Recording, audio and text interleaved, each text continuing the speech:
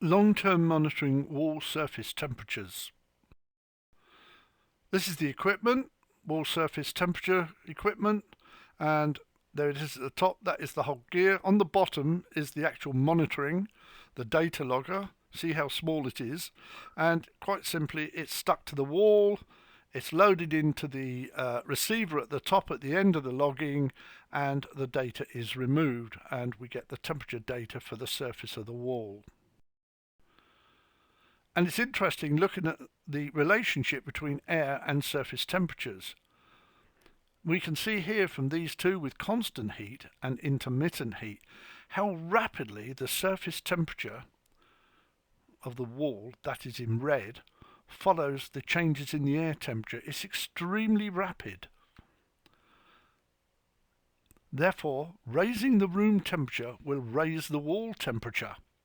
And if we do that, the warm surface also lowers the relative humidity in the boundary layer of air, and so lowers the risk of mould growth on that surface.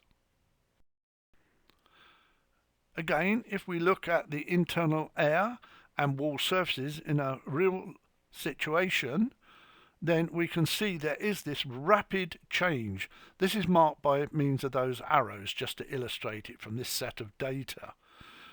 When the air temperature goes up, the wall surface temperature goes up. Conversely, when it goes down, the wall surface temperature goes down. A direct relationship, and it's very rapid. On the other hand, if we have a look at the influence of external temperatures on internal wall surface temperature, the effect is far, far slower. There is no direct relationship, or rather quick direct relationship. What we have is a much, much slower change, as we can see from the graph. The arrows are showing quite simply that there is no rapid change with change in one factor or the other.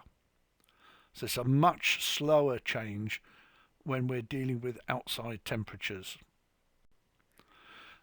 This is the effect of improving airflow behind objects. Again, it's illustrating how the air temperature influences surface temperature.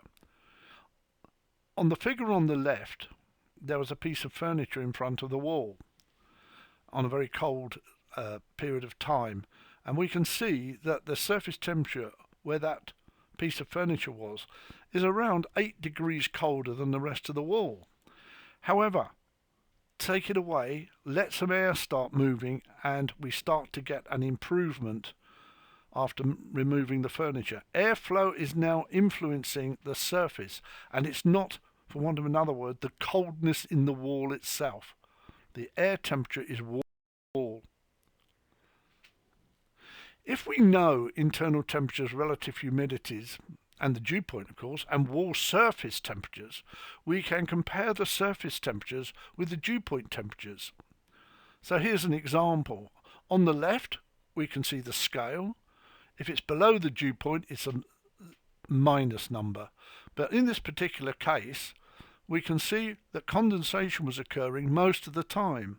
That surface was only out of condensation a very small amount of time. In other words, it didn't come above the dew point for very long or very often. And another thing we can do is calculate the surface relative humidity.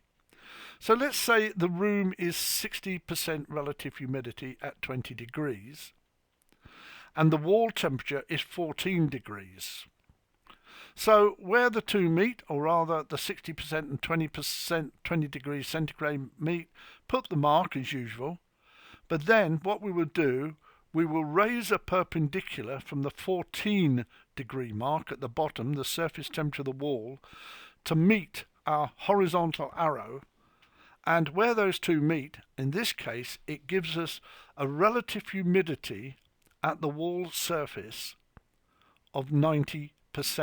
So at 14 degrees, the relative humidity would be 90%. And this is certainly sufficient enough to allow certain moulds to grow, as we will see later, if it remains static. The other factor one can look at is intermittent condensation, and this is the principle. On the bottom, we can see we have occupation and heating on. occupation and heating off at night, and occupation and central heating on in the morning. So we start off by the wall surface temperature. We know the wall surface temperature is influenced by the air temperature. We now have atmospheric moisture levels. And in this case, we can see that the temperatures are dropping quite rapidly once the heating is off at night, but the atmospheric moisture levels dissipate far more slowly. And it's usually at that point we will get our problem, say perhaps between 2 and 3 in the morning. And this is how we get this intermittent condensation. And of course, we can only see this if we do long-term monitoring of the atmosphere and temperatures and so forth. And we can get pretty large differences between the internal air temperature and wall temperatures. And on the right there shows some of the differences. The left figure is from the upper area of the wall. The right hand figure in the final column is the lower part of the wall. We can see temperature difference between the air temperature in some of these areas of 6 to 10 degrees. The high ones are marked in red, but you can see there is some considerable difference in places. And this is one of the effects of that. The lower part of the wall was dropping below the dew point in these flats, and one can see the condensate forming on that wall. Above that height, about a metre in this case, there was no problem. The wall was sufficiently warm to keep it above the dew point.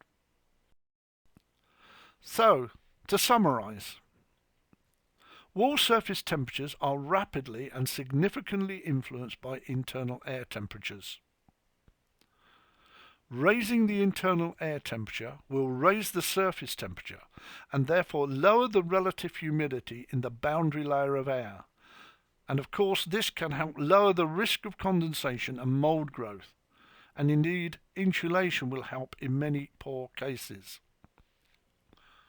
Restriction of airflow to external walls will cause their surfaces to cool or be cooler, simply because we lose the influence of internal air temperature. This can raise the relative humidity. The cooling will raise the relative humidity in the boundary layer of air significantly, and this therefore increases the risk of condensation in such positions and mould growth.